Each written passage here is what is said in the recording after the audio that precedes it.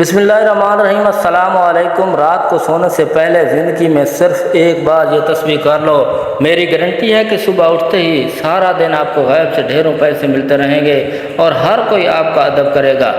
جن دوستوں نے میرے چینل کو سبسکرائب نہیں کیا وہ چینل کو سبسکرائب کر دیں، شکریہ۔ آپ خود بھی حیران رہ جاؤ گے۔ محترم ناظرین اور سامعین، رات کو بستر پر جانے سے پہلے یعنی رات کو سونے سے پہلے اللہ پاک کا صرف ایک نام پڑھ لو، پھر اگلے دن دیکھو گے کہ سارا دن آپ کو غیب سے پیسے ملتے رہیں گے اور دن بھر پوری مخلوق آپ کے ساتھ ادب سے پیش آئے گی انشاءاللہ۔ مگر میرے اس وظیفے پر یقین صرف وہی لوگ کریں گے جو کہ خود ہی اس کو پڑھ لیں گے اور اس وظیفے کو کریں گے۔ انشاءاللہ آپ کو بے پناہ مال و دولت ملے گی اور آپ کے تمام مسئلے دیکھتے دیکھتے حل ہو جائیں گے، کیونکہ اللہ پاک کی ذات بہت نوازنے والی ہے۔ اللہ پاک کی ذات بہت رحیم ہے، وہی رحمان ہے۔ دنیا میں بھی ہم پر رحمت کرتی ہے اور انشاءاللہ آخرت میں بھی ہم پر رحمت ہی کرے گی۔ ایک حدیث پاک کا مفہوم ہے کہ حضرت عبداللہ بن عباس رضی اللہ تعالیٰ عنہ سے روایت ہے کہ آپ صلی اللہ علیہ وسلم نے فرمایا کہ اللہ تعالیٰ نے فرشتوں کو نیکیاں اور برائیاں لکھنے کا حکم دیا، اسی طرح جو شخص بھی نیکی کا ارادہ کرتا ہے مگر کسی وجہ سے اس پر عمل نہ کر سکے تو پھر بھی اللہ تعالیٰ اسے پوری نیکی شمار کر لیتا ہے۔ جو شخص اس نیکی کے ارادے پر عمل بھی کر دے تو اس کے حساب میں ایک نیکی کے بدلے 10 نیکیاں لکھی جاتی ہیں، بلکہ بعض اوقات تو 700 نیکیاں لکھی جاتی ہیں، بعض مرتبہ تو اس سے بھی زیادہ لکھی جاتی ہیں۔ لیکن اس کے برعکس جو شخص برائی کا صرف ارادہ کرے مگر کسی مجبوری کی وجہ سے اس برائی کو عمل میں نہ لا سکے، یعنی اللہ کے خوف سے یا کسی اور وجہ سے، تو اللہ تعالیٰ کے ہاں اس کے حساب میں گنا نہیں لکھا جائے گا۔ اور جو شخص برائی کا ارادہ کر کے پھر اسے عمل میں بھی لے آئے تو صرف ایک برائی اس کے نامہ اعمال میں لکھی جاتی ہے۔ اللہ تعالیٰ اپنے بندوں پر بہت مہربان اور اپنے بندوں کی خطائیں معاف کرنا چاہتا ہے، اسی لیے نیک کاموں پر زیادہ سے زیادہ اجر و ثواب دیتا ہے، جبکہ چھوٹے چھوٹے گناہوں پر درگزر بھی کر دیتا ہے۔ اللہ تعالیٰ اپنے بندوں پر بے حد مہربان اور وہ غفور و رحیم ذات ہے، بس اس کی رحمت کا دروازہ کھٹکھٹانے کی دیر ہے، پھر اس کی رحمت برسنا شروع ہو جاتی ہے۔ آپ اس عمل کو ہرگز کریں، انشاءاللہ اللہ پاک آپ کے اوپر بھی خصوصی رحمت و شفقت کریں گے اور آپ کو بھی بے پناہ دولت سے نوازیں گے۔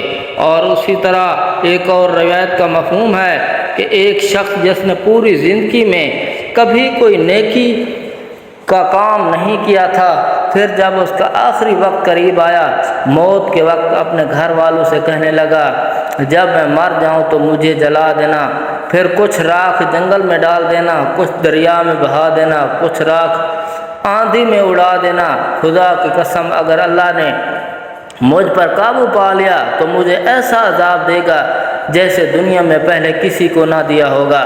جب وہ بندہ مر گیا تو اس کے بیٹوں نے اپنے باپ کی وصیت کے مطابق عمل کیا۔ جب وہ یہ کام کر چکے تو اللہ تعالیٰ نے دریا کو حکم دیا اس کی راکھ اکٹھی کرو، پھر جنگل کو حکم دیا، اسی طرح ہوا کو بھی حکم دیا، پلک جھپکتے ہی یہ تمام راکھ جمع ہو گئی۔ پھر اللہ تعالیٰ نے اسے زندہ کر کے اس سے پوچھا تو نے ایسا کیوں کیا؟ تو اس نے عرض کیا پروردگار یہ سب میں نے تیرے خوف سے کیا اور تو یہ بات خوب جانتا ہے۔ اس پر اللہ تعالیٰ کی رحمت جوش میں آئی اور اللہ نے اسے بخش دیا، اگرچہ اس شخص کی وصیت غلط تھی مگر اللہ تعالیٰ نے اس کے خوف کی وجہ سے اسے بخش دیا جو اسے قیامت کے دن اللہ کے سامنے کھڑا ہونے سے تھا۔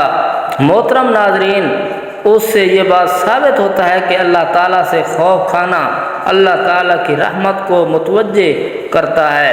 اللہ تعالیٰ کی رحمت بہت وسیع و عریض ہے، آپ جو بھی مانگتے ہو اللہ پاک عطا کرتا ہے، بس آپ اس عمل کو اچھی طرح کیجیے، انشاءاللہ آپ کو بھی بے پناہ دولت، عزت اور شہرت ملے گی۔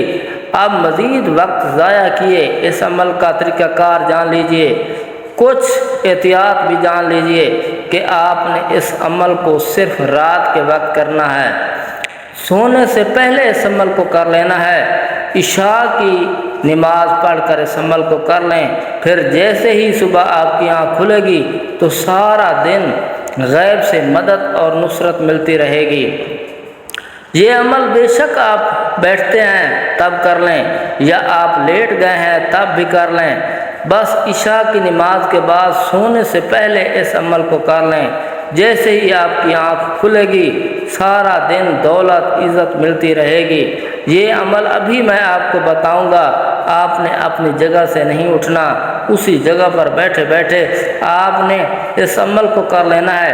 آپ 8 سے 10 منٹ ہی لگیں گے آپ کے اس پورے عمل کے دوران۔ احتیاط صرف یہ ہے کہ آپ نے بولنا نہیں، بس خاموشی کے ساتھ اس عمل کو مکمل کرنا ہے، پوری توجہ کے ساتھ کرنا ہے، کامل یقین کے ساتھ کرنا ہے۔ کوئی مرد، عورت، بچہ یا بوڑھا غرض کوئی بھی اس عمل کو کر سکتا ہے، اس میں کوئی پابندی نہیں۔ اس کے علاوہ اگر آپ پہلے کوئی تسبیح کرتے تھے یا تسبیح کرتے ہیں تو کوئی وظیفہ کرتے ہیں تو اس کے فوراً بعد بھی اس عمل کو کیا جا سکتا ہے، اس میں بھی کوئی پابندی نہیں۔ وہم میں نہیں پڑنا کہ ایک وظیفے کے بعد دوسرا وظیفہ کرنے سے شاید کوئی نقصان تو نہیں ہوتا، کچھ بھی نہیں ہوتا، بلکہ آپ کو فائدہ ہی فائدہ ہے، کامیابی ہی کامیابیاں ہیں۔ اس کے بعد آپ وظیفہ شروع کریں گے تو سب سے پہلے پڑھیں گے اعوذ باللہ من الشیطان الرجیم، پھر بسم اللہ الرحمن الرحیم آپ نے 11 بار پڑھنے ہیں۔ نماز پڑھ کر وہی بیٹھے ہیں یا لیٹے ہیں، جیسے بھی آپ کر رہے ہیں، بس آپ نے صرف 11 بار پڑھنا ہے اعوذ باللہ من الشیطان الرجیم بسم اللہ الرحمن الرحیم۔ یہ دونوں ایک ہی بار شمار ہوگا۔ پھر آپ درود پاک پڑھیں گے، یہ درود پاک بھی آپ نے صرف 11 بار ہی پڑھنا ہے۔ آپ نے نبی پاک صلی اللہ علیہ وسلم کی ذات اقدس پر درود ابراہیمی پڑھنا ہے۔ اللہم صلی علی محمد وعلی آل محمد کما صلیت علی ابراہیم وعلی آل ابراہیم انک حمید مجید۔ اللہم بارک علی محمد وعلی آل محمد کما بارکت علی ابراہیم وعلی آل ابراہیم انک حمید مجید۔ اگر میرے کسی بہن بھائی کو یہ درود ابراہیمی نہیں آتا تو وہ کوئی سا بھی درود پڑھ سکتا ہے، یہ صرف اتنا ہی کہہ سکتا ہے صلی اللہ علیہ وسلم۔ پھر یہ وظیفہ پڑھنے کا طریقہ جان لیں۔ اگر آپ کے پاس یا آس پاس تسبیح ہے تو آپ اسے اٹھا کر اس کے اوپر شمار کر سکتے ہیں، اگر تسبیح نہیں ہے تو آپ ہاتھ کی انگلیوں کے اوپر بھی شمار کر سکتے ہیں، اس میں کوئی پابندی نہیں ہے۔ بس آپ نے تعداد پوری کرنی ہے۔ پھر آپ نے پڑھنا ہے بسم اللہ الرحمن الرحیم، بسم اللہ الرحمن الرحیم یا ربنا، بسم اللہ الرحمن الرحیم یا ربنا، یہ ایک ہی بار شمار ہوگا۔ بسم اللہ الرحمن الرحیم یا ربنا آپ نے یہ 80 بار پڑھنا ہے، یعنی 80 بار بسم اللہ الرحمن الرحیم یا ربنا۔ میں آپ کو اچھی طرح سمجھا رہا ہوں تاکہ آپ کے ذہن میں کوئی وہم یا شک نہ رہے۔ انشاءاللہ اس عمل کی برکت سے اللہ پاک آپ کے اوپر خصوصی رحمت اور شفقت والا معاملہ کریں گے اور آپ کو بے پناہ دولت سے نوازیں گے۔ انشاءاللہ جو بھی آپ کے مسائل ہوں گے دولت کے، وہ دیکھتے دیکھتے حل ہو جائیں گے۔ بھلے آپ دن بھر پریشان رہتے ہیں، جو بھی آپ کی مشکلات ہیں،